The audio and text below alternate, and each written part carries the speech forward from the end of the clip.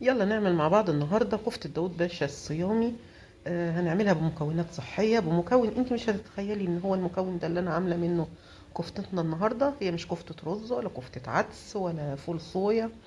لذيذة جدا، يعني من الاخر كده حاجة فعلا لذيذة جدا، ومن الاكلات بتاعت زمان اللي انا افتكرتها، فقلت لا لازم ايه يعني نحييها من تاني. يمكن كتير جدا جدا من الاجيال الجديدة ما يعرفهاش.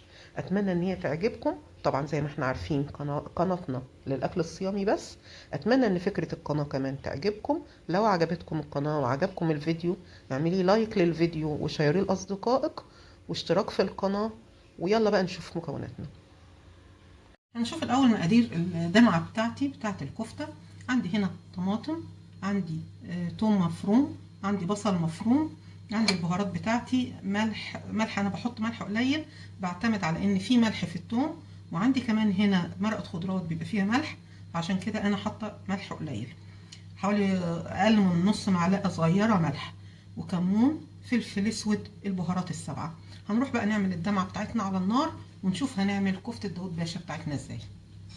عندي هنا طاسة على النار فيها حبة زيت، احط فيها البصل،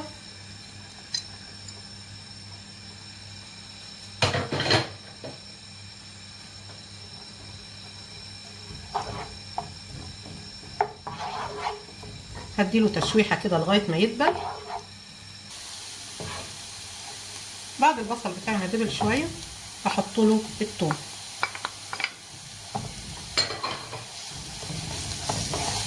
وهحمرهم مع بعض شوية.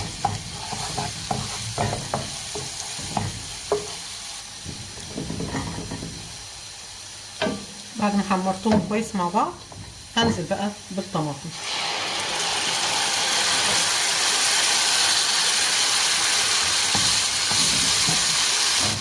احط مرقة الخضروات، احط البهارات بتاعتي، هسيبهم يتسبكوا كويس مع بعض لغاية ما اجهز بقى الكفتة نفسها.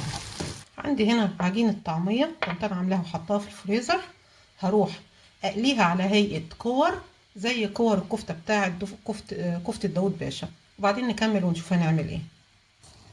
عندي كده الزيت على النار خلاص سخن، بجيب الطعمية وبدورها بالمنظر ده كده، بعملها على هيئة كور وهحطها تتحمر.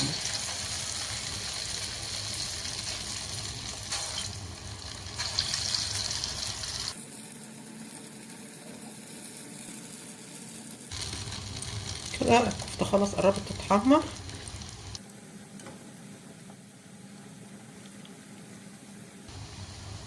هطلعها احطها على ورق مطبخ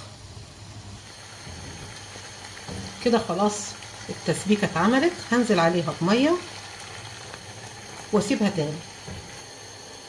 بعد ما بتغلي هنزل عليها بقى بالطعمية، تغلي معاها غلوتين وبعدين نقدمها. وده كده شكل طبق كفتة داوود باشا الصيامي، من غير فول صويا، من غير عدس. اتمنى ان هي تعجبكم واشوفكم في فيديو قريب ان شاء الله.